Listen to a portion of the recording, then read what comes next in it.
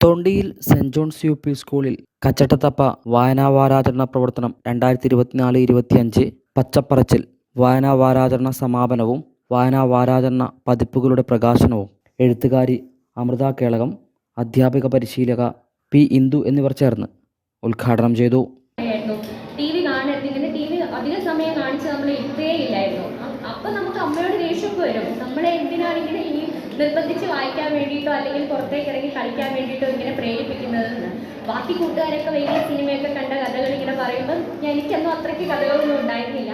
പക്ഷെ ഇതുപോലെ കളിച്ച് നടന്ന പുസ്തകം വായിച്ച അങ്ങനെയുള്ള ഓർമ്മകൾ ഒരുപാടുണ്ടായിരുന്നു.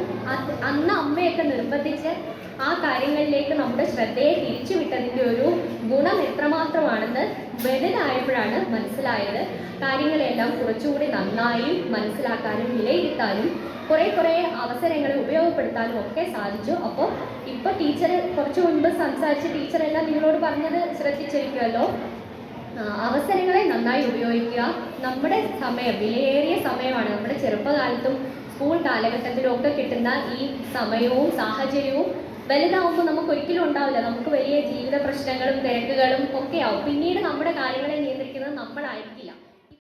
ചടങ്ങിൽ പ്രധാനാധ്യാപകൻ സോജൻ വർഗീസ് എഴുത്തുവഴികൾ നിർവഹിച്ചു.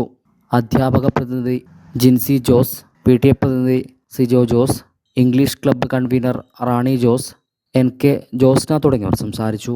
SRG convener sister Alice Kurian അധ്യക്ഷത വഹിച്ചു. Hi Vision news, Peravoor.